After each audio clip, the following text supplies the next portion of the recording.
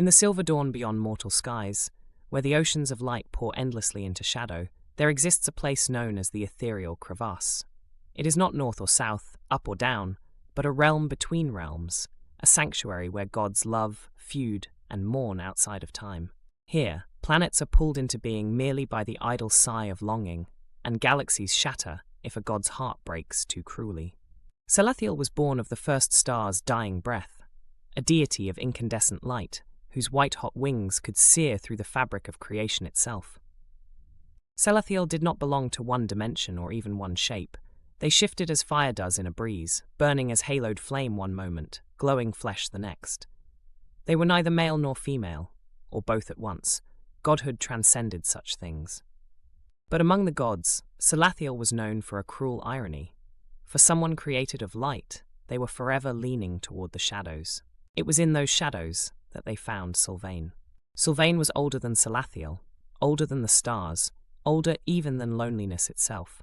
They were a god of dusk and decay, of endings so gentle they became beginnings. Sylvain's skin glowed like the embers of a dying fire, dark and smoky, with lips that always curled into a knowing smirk, as if they guarded all the secrets that Salathiel had ever craved. Where Salathiel burned with radiant intensity, Sylvain was cool, muted elegance. They were absence and ache personified. And Salathiel loved them desperately for it. But gods are not mortals. Their hearts do not simply beat, they shatter and reform eternally. Their love began in rebellion.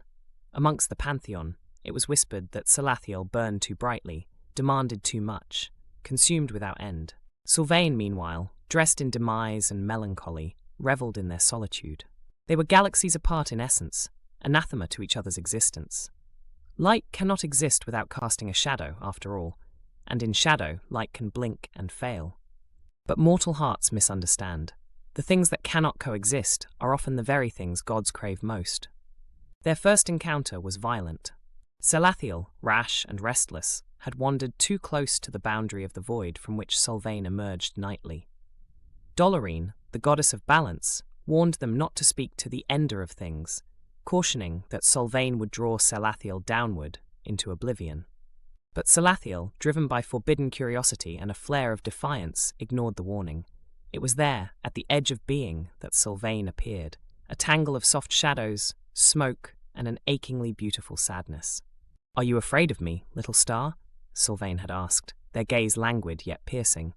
And Salathiel, with all the arrogance of the newly formed, had laughed.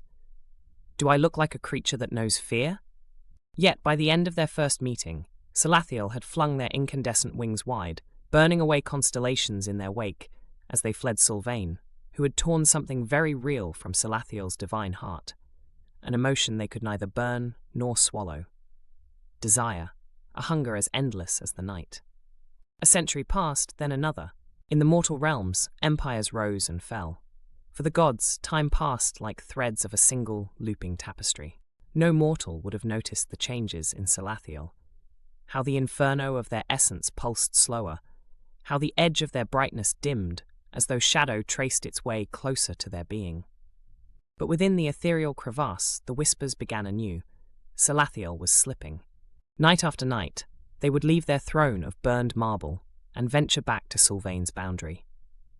They were inexorably drawn to the god who fascinated them, who infuriated them, who held them in a way that neither heaven nor creation ever had. Sylvain never called Salathiel my love or beloved. They called them little star, always detached, always half a step removed.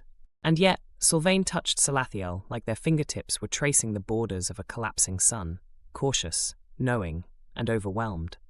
"Do you enjoy breaking things?" Salathiel whispered once, their voice trembling.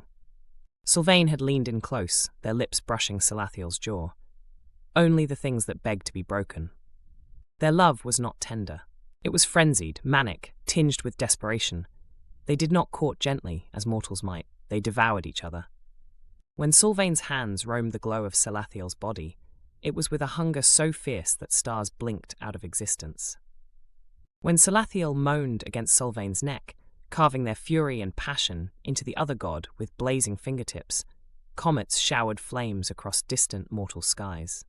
Their love was creation and destruction, folded together until they were indistinguishable. But always, Sylvain pulled away. Always, they left Salathiel yearning, hollow, aching, with an emptiness that their endless light could not fill. For Sylvain, Salathiel began to question their own purpose. Why had they been made, if not to feel this way? Why burn so brightly, only to be met with shadow? You yearn to save something that does not wish to be saved, Sylvain said once, pressing a cool kiss to Salathiel's chest. You are fire trying to hold water. All you will do is hiss and sizzle until there is nothing left of you. But Salathiel could not stop. It was Dolorine who intervened. There is always one in every pantheon who acts not from desire, but from necessity. You will destroy yourself for them, Dolorine warned. Her smooth, carved stone voice echoed in Salathiel's innermost chambers, the places where no light dared fall. You are divine, your presence shapes existence, and yet you let your splendor fade in pursuit of someone who cannot, will not, return what you give. Sylvain returns to me every time, Salathiel replied, though even they could hear the frailty in their voice. Your light falters, Salathiel. Do you not see it? The mortals have noticed. They fear the day the sun will dim for good. For the first time since their creation, Salathiel felt no anger or pride, only sadness. If their union with Sylvain was impossible, then why had the ache been carved into them so sharply? Why was their love so vast, if shadow always drowned it? When Salathiel confronted Sylvain, the god of endings did not argue. They merely smiled that infuriating, wistful smile. I never asked for your light little star, Sylvain said softly. You come to me because you wish to, but I never demanded it. Be honest with yourself. Do you seek me because you love me, or because you fear what lies beyond your brightness? The accusation struck like lightning. For a moment, Salathiel wanted to blast Sylvain to atoms, to leave nothing of their smirking face and smoky elegance. But what would remain afterward? The hollow place would still be there, still deeper, darker, and lovelier than anything Salathiel could burn away. Here is the tragedy of gods. Their love is eternal, but their meaning is transient. Sylvain was right. Salathiel had loved Sylvain not just for what they were, but for what they represented. A god of light consumed by shadow, a god of endings driven to unmake themselves. For centuries more, they continued their spiral, two celestial forces locked together in an embrace that illuminated the mortal sky. When Salathiel finally fell, surrendering their brilliant form entirely to the shadowy stillness of the void, it was said that mortals saw the first and only eclipse of the eternal star. And for one brief, frozen moment, the heavens wept not in destruction, but in grief.